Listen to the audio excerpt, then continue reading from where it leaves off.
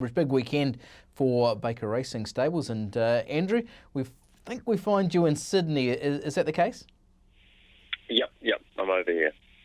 Okay, good as gold. How are the horses sort of progressing in Australia leading up to races today and also tomorrow, I guess, in Melbourne with the Chosen One? Today, the two boys over here are very well. They look great. Obviously, it's a month between races, so that's a little bit of a query, but I think it'll suit long-term in the preparations, and hopefully they can measure up today.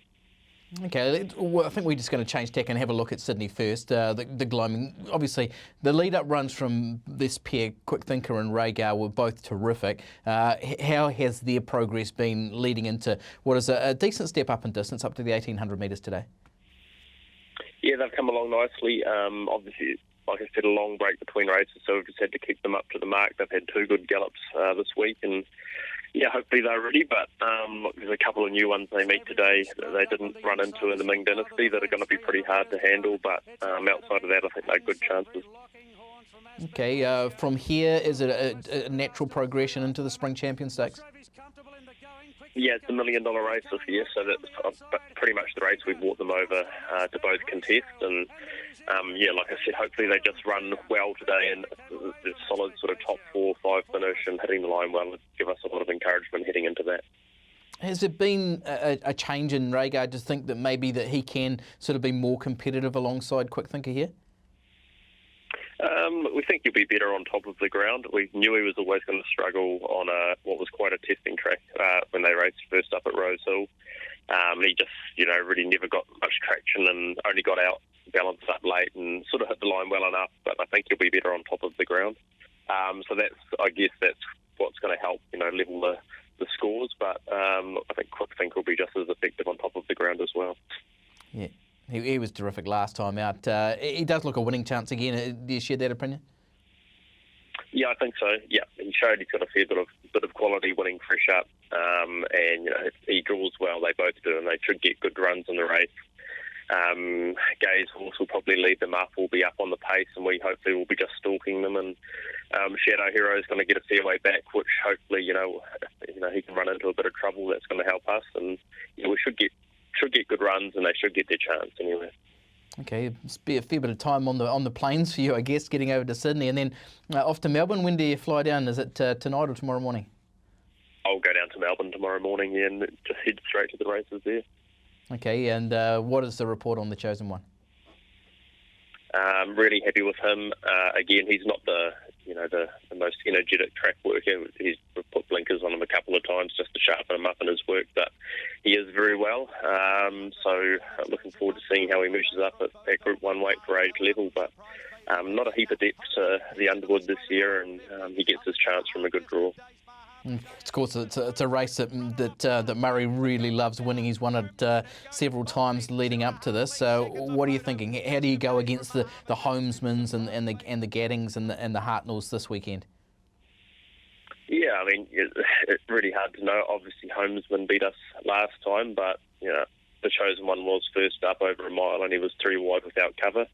And Homesman did sort of have favours in the run, so we're hoping we can turn the table. He's the favourite, so that sort of sums up how things stack up, and I think we'll come up about 4th favourite. So look, if we can just race a little bit handier and put him in the race, that'd be ideal, and hopefully he can put his hand up and prove he's good enough.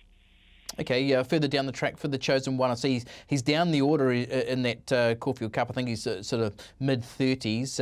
Is that the target, or how do you get him into the race for starters? Yeah, I mean, that would be the ultimate, but you're right, he needs to pick his way up the order a little bit. So, I mean, we'll have to work that out depending on what happens tomorrow, really, and how he races. If he doesn't measure up and he's not in the first 4 or 5, we'll probably just have to drop back to a handicap and try and sneak a path into the Caulfield Cup that way. Exactly. Win tomorrow, I guess you're probably just about in. Let's turn the focus to Ellerslie, Andrew. Let's kick off in the first with Cicada going around in the Open Handicap. How much benefit's he taken out of those first couple of runs? Good benefit. He's an older horse now, obviously, and it's just probably taken him a couple of runs to get going. Ruakaka was always going to be a tough assignment when he got back and just never really got into the race.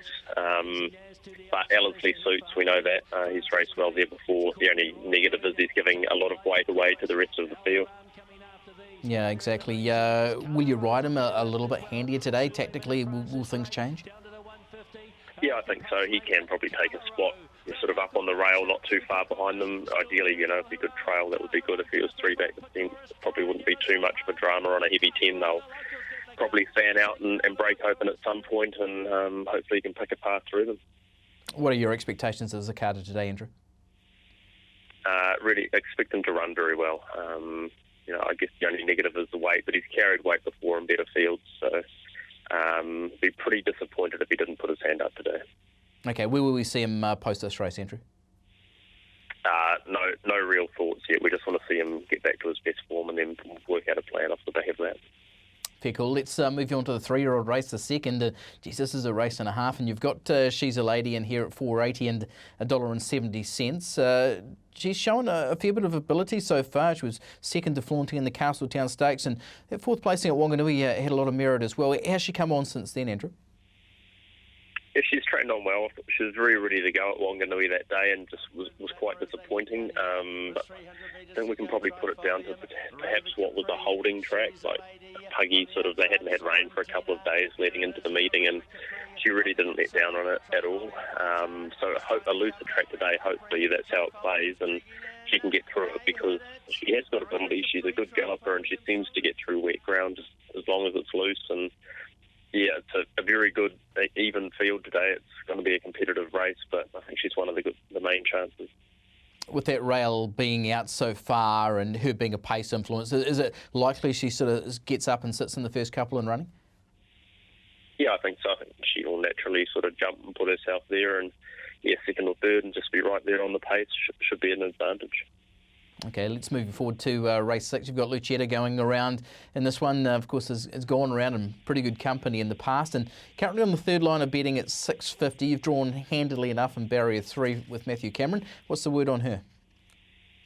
She's coming up well. The question mark would be stepping up for her first run over ground this prep on a testing track. She's sort of unproven on this sort of ground as well, so it's a little bit hard to say. You'd probably have to take her on trust, but if she does handle the track, she'll be right there. Okay, the tongue tie goes on as well. Just explain the gear change there, Andrew, the thinking. She just had a bit of a thought that she had been getting her tongue back a little bit, just sliding it back and, perhaps just restricting her breathing a touch. So we've had it on her in track work, obviously, and she seems to have responded well to that. So hopefully that works. Further down the track is, I actually haven't checked her on the New Zealand Cup nominations, but does she hold one? Yep, she's there. Okay, and is it a target? Yeah, absolutely. But we'd want to be winning or going close today, and obviously, it'll roll around pretty quickly, that race. So she needs to start working her way through the grades, and hopefully today she can put her hand up and do that. Good year, all. Best of luck with her. And LIR in the seventh to last of your runners at LSE today, a really good second when ridden a little bit closer to the speed. I see blinkers go on. Is that the plan again? I know it was only a smaller field last time out, but could she be a little bit closer in running today?